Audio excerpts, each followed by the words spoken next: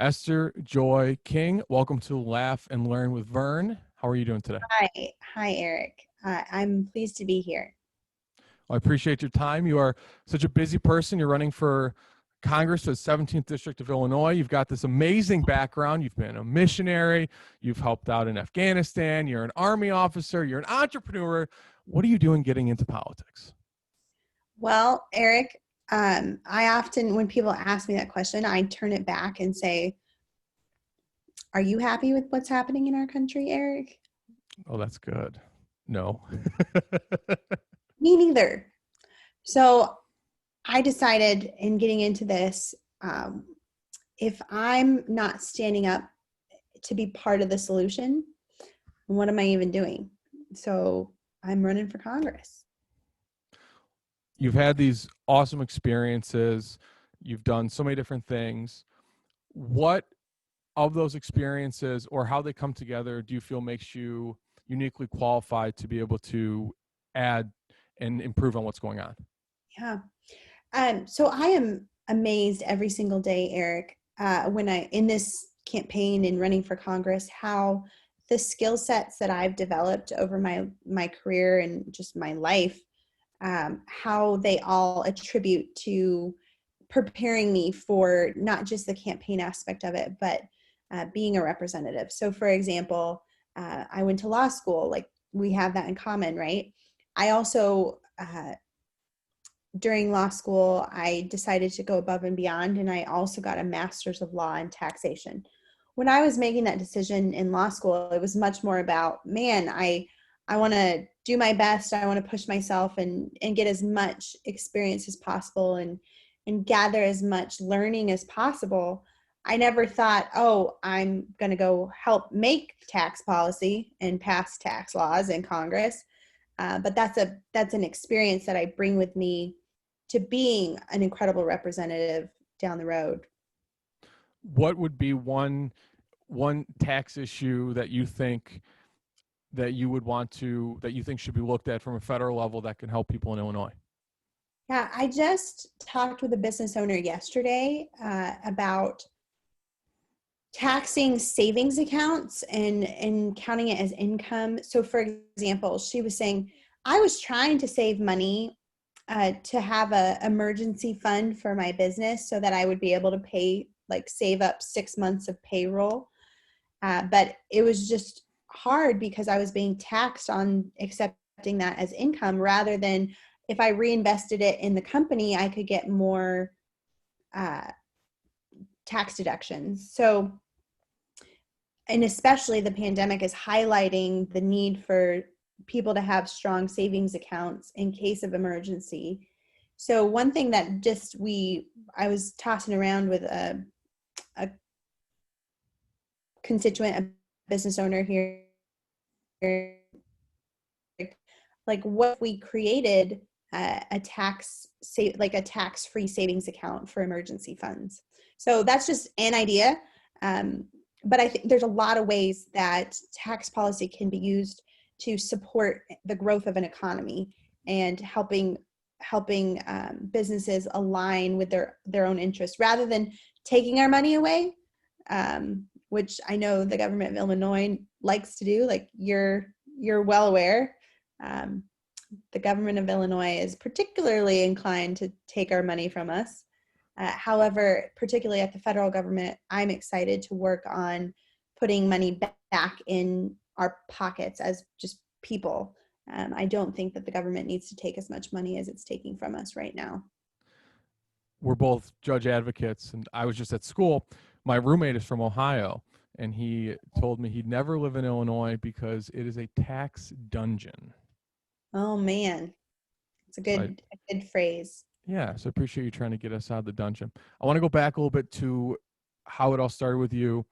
Your parents were Christian or are Christian missionaries. Are they still doing it? Are they retired? They are, yes. They have been committed missionaries for more than 30 years already. So they're a pretty extraordinary example for me as their daughter to just see what a life of service looks like. So I'm pretty thankful to have them as my parents. You talked a lot about how you'd have these opportunities to do public speaking as a child, and I haven't seen this before. You lived in, were you in Juarez? Yeah, so I lived right on the border, and some of the time, so we sometimes lived in Mexico, we sometimes lived in El Paso, Texas, just depending on the season, depending on what was going on. But we lived on both sides of the border at different times in my childhood. What was at the time? Let me take it back. What I've heard, and I don't know if this is true, but Juarez is a very like cartel controlled town. Yeah. Was it like that when you were growing up? Like what was it Oh, like? No, okay. yeah. So the increase in danger and the drug trafficking, it's kind of happened in the last 15 years or so. And so I like it was starting to get bad right about when I was leaving for college. So I do remember, Eric, I remember the cartels um, being like it was definitely there, but they didn't control the entire city like I think is probably more of what's happening right now. So I remember like as a kid there was a church that we worked at and we'd go visit on a regular basis, and there was a field across from this church. So I remember one time as a kid that the whole field had been blocked off, and like there was police tape, and there was people digging in that field. And I found out later on, they had found a cartel like burial ground where they were just dumping bodies. So the police were investigating that and recovering people that had been murdered by the cartels. So I remember like instances of it, but it wasn't just this whole um, overwhelming sense that everybody lived in fear all the time because of the cartels. You've talked about how that experience has given you some insights into your immigration policy. Today, as it stands, how do you see going forward? What can be a couple things that we can do to make sure immigration works better than it does now? Yeah. Well, I have a business background, right? So I truly believe that the government should focus on serving people, particularly bringing an attitude of customer service. And the I saw firsthand how the immigration process is overburdensome, bureaucratic, expensive, and the reason I had an intimate front row seat to that, my sister, she ended up marrying a gentleman who had come to the United States on a student visa, overstayed, so he was here illegally, and they met and fell in love and ended up getting married. Oh, And then they decided, we want to live our lives within the law, above board. So he turned himself in and was deported. And wow. they were married, living separately for about 3 or 4 years while he applied for his visas to come back to the United States. And so I was the one that got, when my sister was like up late at night trying to fill out the paperwork, hey, Esther, can you help me figure out these forms? You're a lawyer, like, please help. And how expensive it was, how they had to save up money just to apply, like do application fees. And it was just um, a huge burden to their family life, to have to go through the immigration process when um, I believe it should have, we as a government, we as the American people deserve a functional government, and particularly welcoming people, Eric, who are going to be value adds to our country. We know that they're eager, that they want to build lives for themselves. They want to contribute to the economy. They have skills that are going to be valuable here in the United States. When people like that want to apply to come to the United States, we should they should be able to come in a more customer service friendly way. So I really believe, Eric, that we need to overhaul our legal immigration system to be able to welcome people that are going to be contributing members of our community here in the United States, and not overburden them with a bureaucratic process to get to America.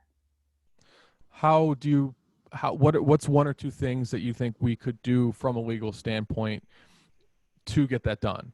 Is there certain regulations or certain things that Like for example, like I know the judges have to see people at a certain time frame when they come through the border, or is this we're talking a separate issue, right? We're talking just strictly legal immigration. Someone wants to come here, maybe they have a good skill set. How do we get them in? You're saying that's the overburdensome problem, or one of Well, them. yes, and it pushes the burden into the illegal immigration problem, because if it's really hard to get to our country legally, then people might think, oh, I've heard it's okay for me to cross the border. I'll just go this route and we'll figure it out on the other side.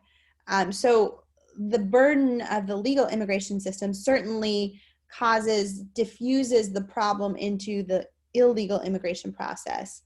And ultimately, it's on the illegal immigration side, there is um, people are putting their lives in danger. Like, the immigration conversation has been so overtaken by like single headline issues, rather than actually investigating and understanding what's happening and what the process is for people. And it's actually laughable to me that the Democrats try to present themselves as the compassionate party on immigration, because really what they're saying to people, come here outside of the legal immigration process, make your very first act coming to this country breaking the law by coming here illegally, and then live outside the system, try to make ends meet, try to figure out how to get a job.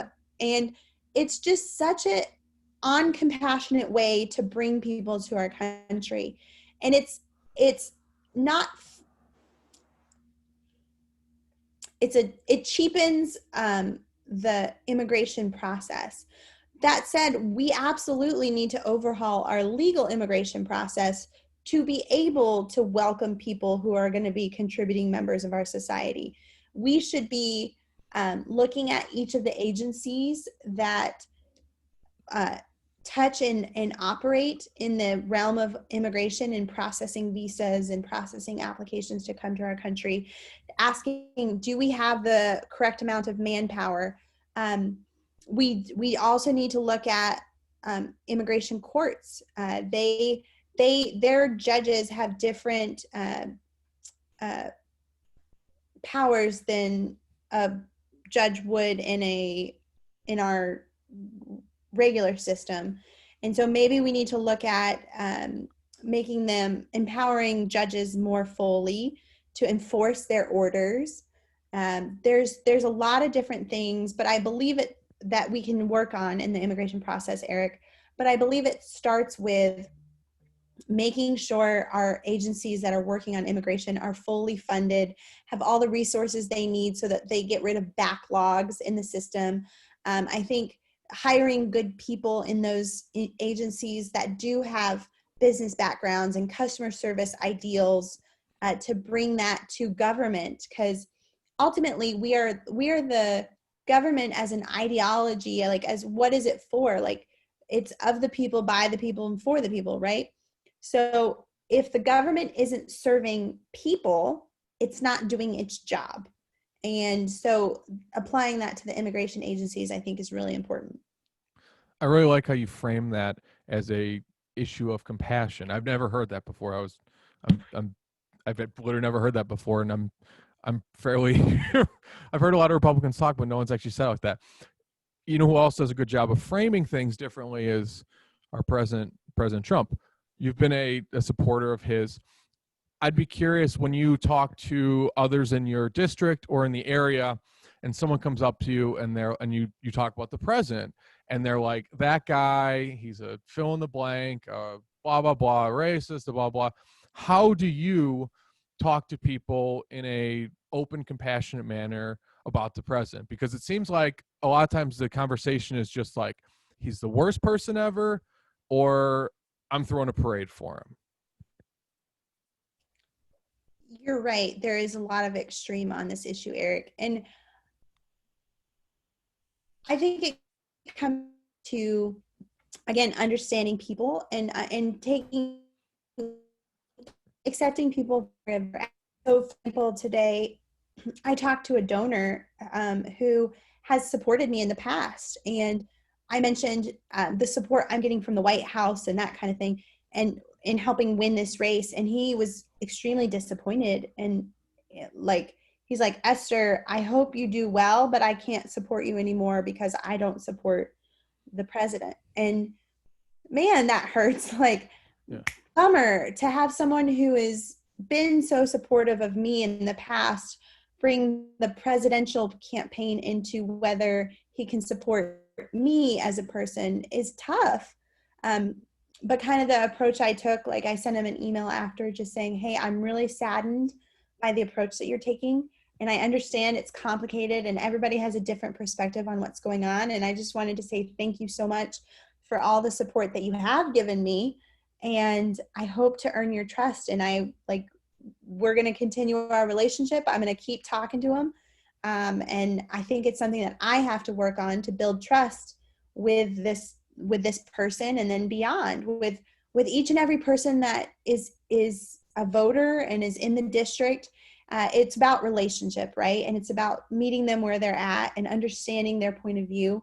And whether someone loves or hates the president, accepting them for where they're at, and giving them a space to express. Because more often than not, people's opinions on the president have a lot more to do with what's going on inside of them, and a lot less to do with what's happening in the news or at the national level. But we just as humans, we get frustrated, we get scared, we get angry, and it tends to express itself. I find for myself and for a lot of people I meet, those emotions tend to express themselves in our opinions about what's happening at the national level.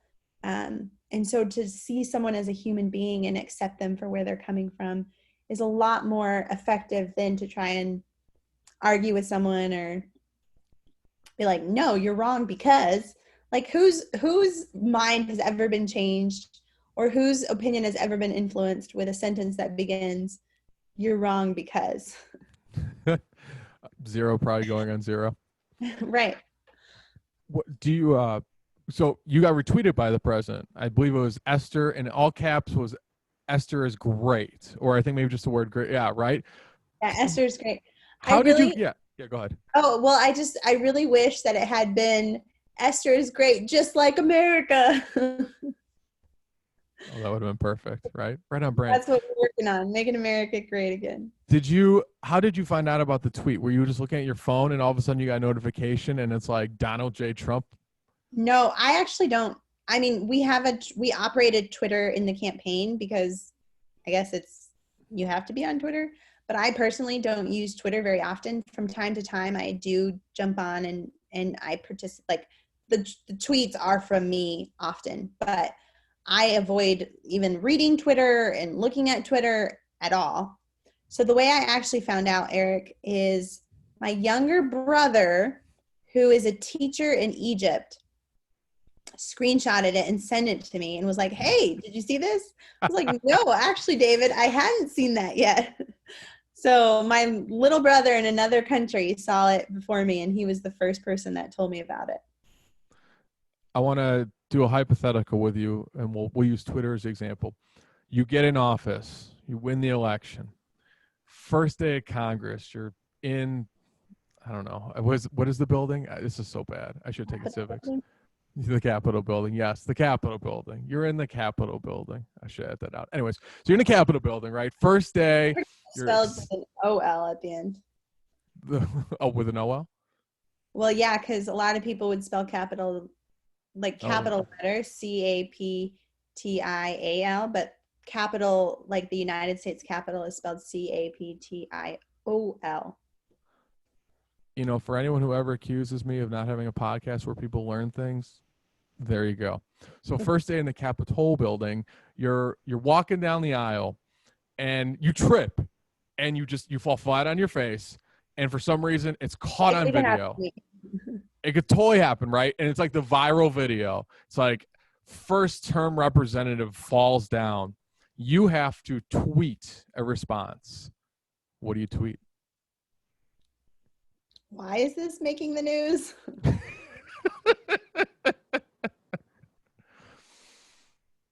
I don't know. To me, the drama of the news cycle and everything that happens is just like, I don't know. I think people are looking for events that catch people's attention, to make money, to maybe earn themselves power. But ultimately, I think we need to focus on, particularly in politics, right? We need to focus on what is actually going to make the world a better place. So right now, right now the big news cycle is the Supreme Court justice. That's the that's the thing everyone's talking about. Before Mm-hmm. that, it was COVID. Before that, it was whatever Trump tweeted that day. You know how it goes. How do you, in general, prioritize what's most important to you?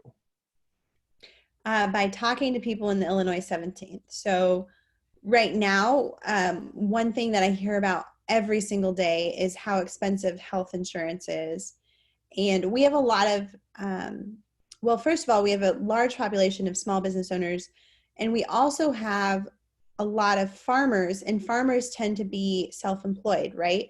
Because they own their own farms, they run their own businesses as a farming in a company, and they have to often pay for their own health insurance, and they don't get it from work, so to say. So I hear all the time about the unsustainable costs of health insurance right now. So that's a top priority for me. I think that I have like problem solving skills, just from who I am as a person, from the way I've lived my life, whether it's being a lawyer or whether it's being a small business owner. All these, like back to what we were talking about at the beginning, all these experiences that I've collected have made me a passionate person about problem solving and getting things done. So bringing that to the table and orienting towards, let's solve this issue rather than using it as a political football issue where, hey, it helps us to have healthcare in play because then we can get reelected more effectively if we can talk about this and attack our opponents on that. um, Rather than playing that game, instead focusing on, okay, what is in the best interest of American people? How do we create competitiveness in the healthcare insurance market to create a reduction in cost? How do we solve prescription drug pricing and make prescription drugs cheaper without compromising the innovative system that we have? Like, America has so many drug development because people are incentivized. Healthcare companies are incentivized to develop good drugs because of our system here.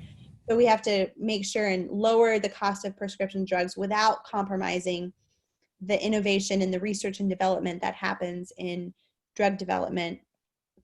So it's really complex, but I think there's a lot of things that we can do to orient towards solving health insurance cost crisis that we have in our country.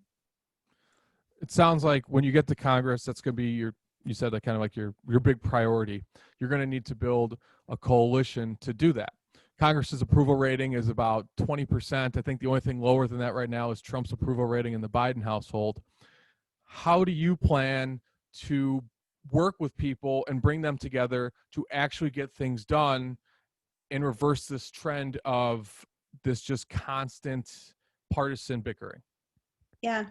Um, Eric, you're right. It is the dilemma, the quandary of going to Washington, D.C. And I believe, like we've talked about, I do have skills that I bring to the table that will uh, will be huge benefits in that process. So being relational, building those coalitions, connecting with people is of top priority, absolutely. Not just on the Republican side, but crossing boundaries and working across the aisle.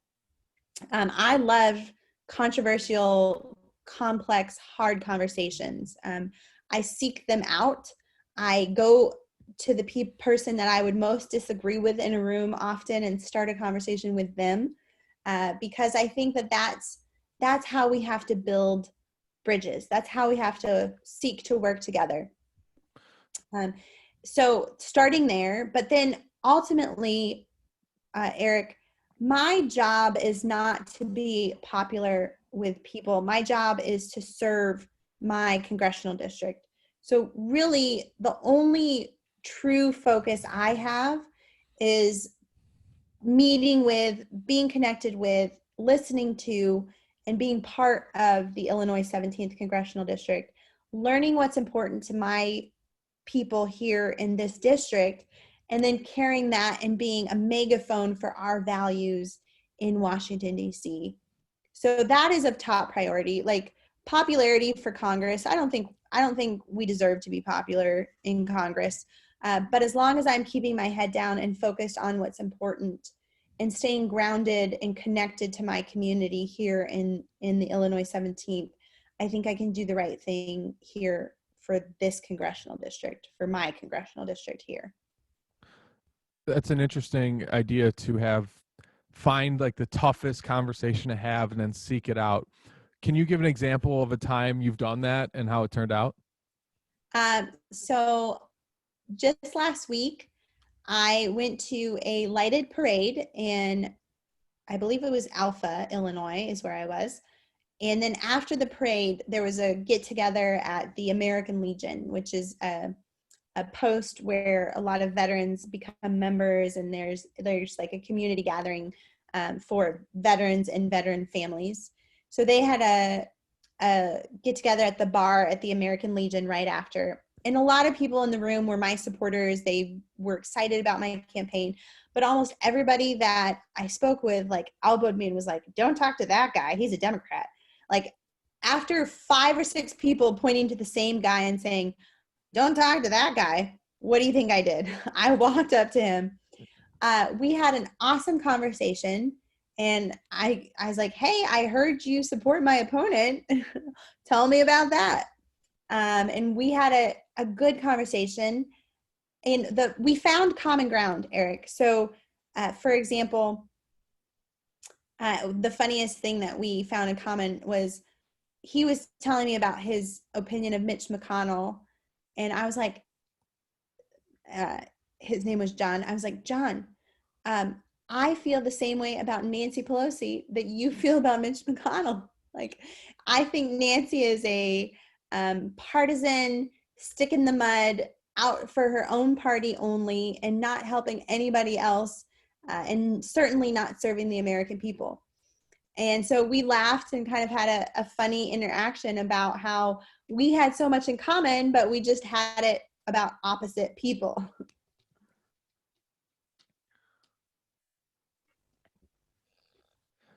It's funny how it's, you ever heard the 2 movies on one screen? It's like you can be watching the same thing, but because of your kind of your background, it's like you can be watching the same thing and you're like, oh, Pelosi, this and that. And then meanwhile, the person next to you is like, I can't believe McConnell would do that. And it just Uh-huh. happens all the time.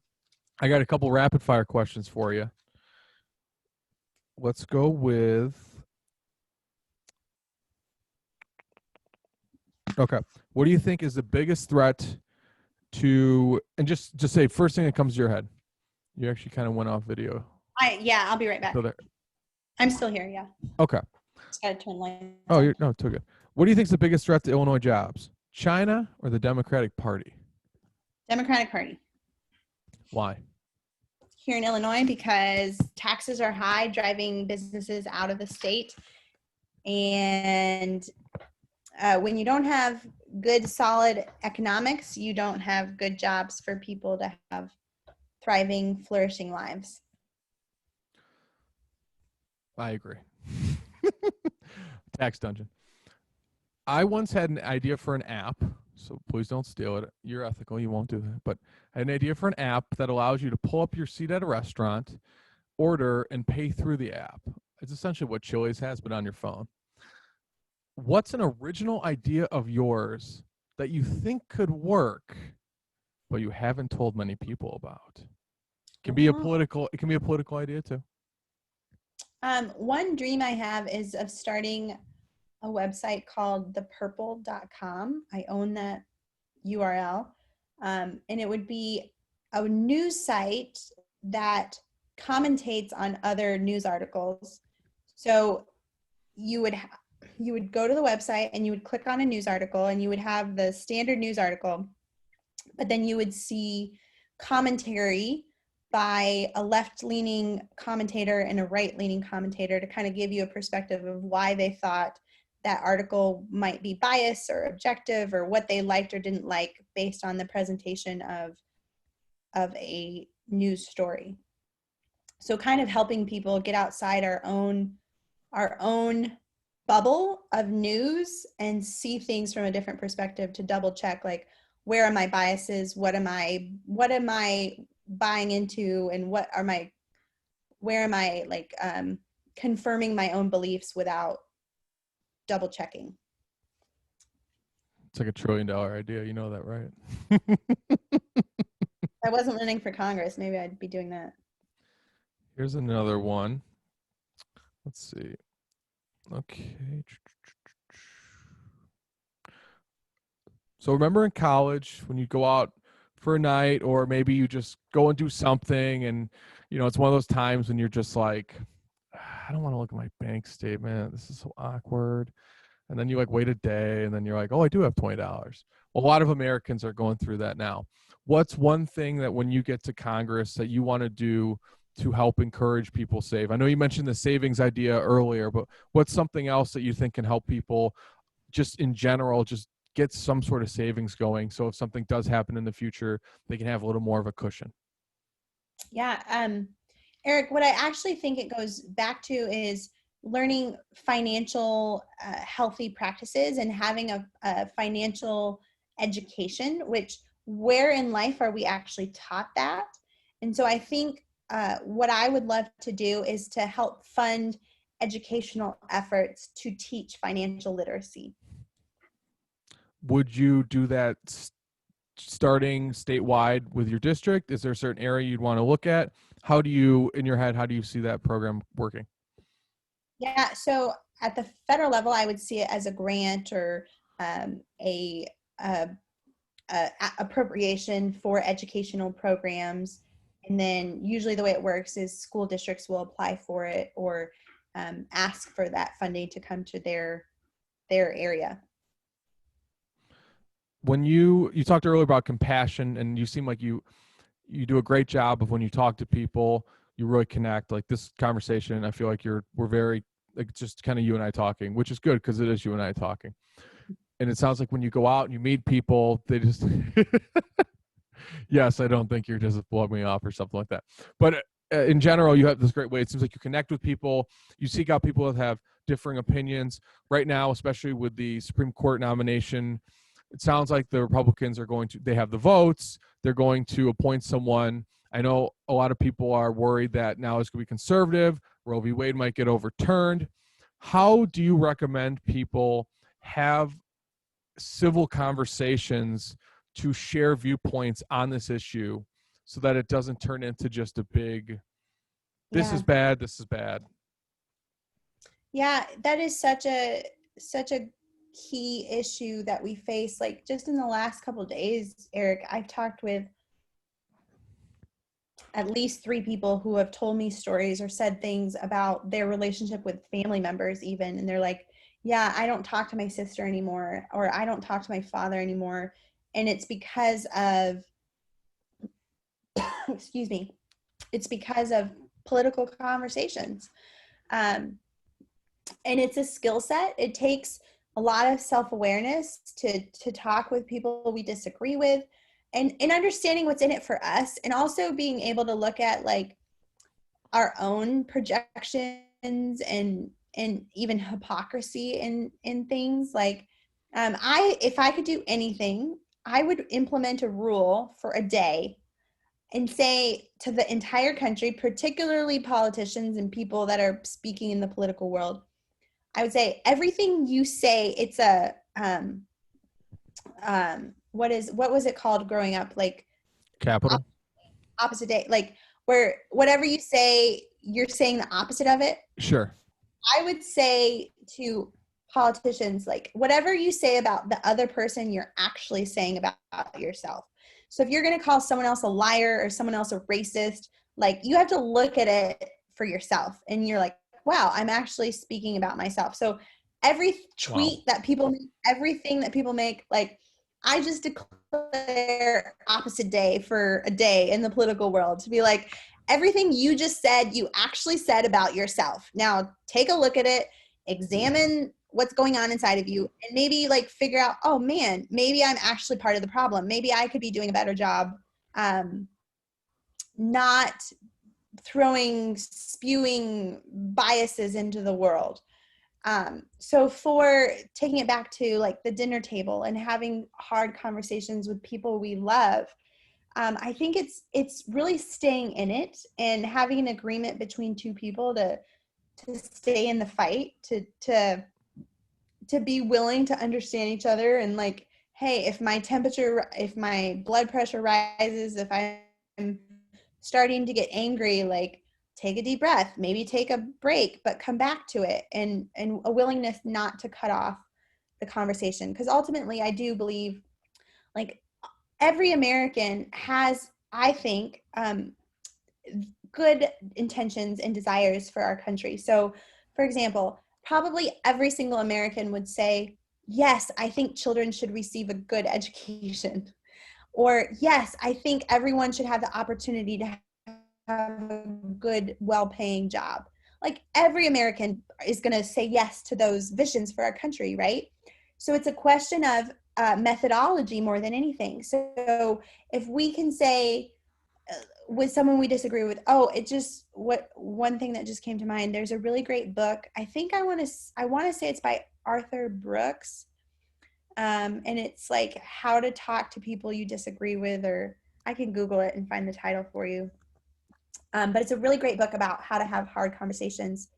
And it's learning phrases like, I disagree with you, but help me understand where you're coming from.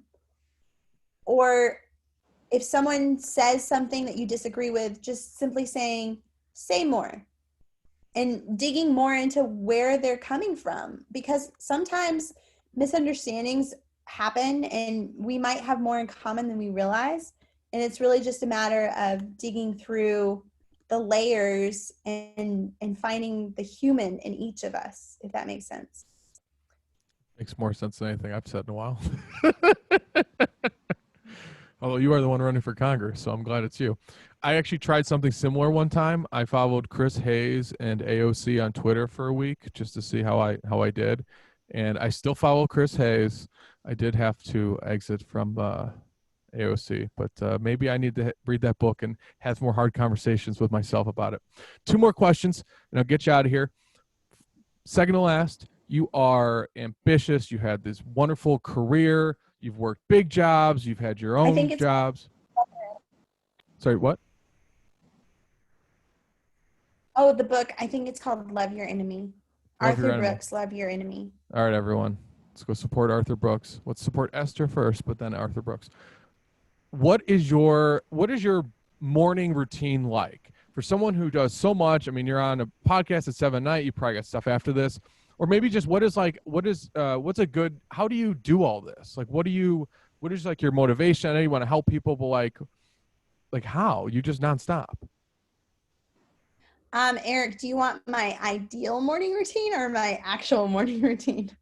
How Because, about how about this? Let's start with the ideal, and then we'll go to the actual. okay, ideally, I would be in bed every night by 8:30 or so and awake at 4 a.m., do a workout. So I live right on the Mississippi River, so I have an incredible running path. Um, Run the Mississippi in the morning, have a devotional time, prayer time. My faith is really important to me. So making sure that I have um, those like stalwart elements in my day before I get started. That's ideal morning routine. Actual morning routine is a little more chaotic. I do sometimes snooze, and sometimes I'm like, okay, now like what can I cut out of my morning routine? Yeah. Um, and And often it's breakfast, and that doesn't go well if I cut out. But you gotta cut out. I know. I feel like I do the same thing. I'll be like, I'll snooze. I like to meditate, and I'll like snooze, and then I cut my meditation out, and it's like that's like my favorite, like one of my favorite parts of the morning. All right, last question. You're a very family oriented person. You've talked a lot about your parents and how they helped raise you and how amazing they are. I want you to take a moment and pretend we're at an award show, and I want you to give your parents an award and just briefly explain to the crowd what the award is and why you're giving it to them. That is a great question, Eric, and a ton Thank of you. fun to think about for my parents. I would give my parents an award for faithfulness. They have served for over 30 years on the mission field, and they are just consistent people, and they have been consistent throughout my whole life in just an incredibly exemplary way. Like I talked at the beginning, just what an example they were in serving, but also just in daily habits. Like, for example, um, as I mentioned, my faith is really important to me. So my parents have been incredible examples of living a strong spiritual life. So my mom reads her Bible every single day, and I've seen her do it every single day for my entire life. And she'll often read out loud, like she'll carve out moments, just, and she'll sit at the table. And then if people are around her, she'll read out loud to us. And so she's read through the entire Bible every year from since before my parents got married. So just that commitment and consistency that all adds up to faithfulness is such an incredible example, and a gift to me and a gift to all my brothers and sisters for like allowing us to have a springboard into life. And I truly believe I'm able to accomplish a lot of what I'm accomplishing with my life because of the foundation that my parents gave me. Well, I'll clap for that. They're amazing people. I'm really grateful for them. Well, you're pretty amazing too, and thank you for being so open and sharing that. Before we get off in a minute, actually, after I do a little closing spiel, stay on for like 1 minute. We'll do like a debrief, not a straight army debrief, but But Okay, anyways, Esther, thank you so much for laughing and learning with. here we come. Wait, Okay, what? after action review. Yes, the after action. We'll do a quick after action review. So, Esther Joy King, thank you so much for laughing and learning with me tonight. 17th District Congress. Any last final thoughts here? Thank you. I would say huge gratitude to everyone listening for your interest in this race, your interest in learning about me as a person. Thank you. Please reach out and connect with me if you'd like. My email is esther@estherforcongress.com. I'm Esther for Congress on all the social media platforms.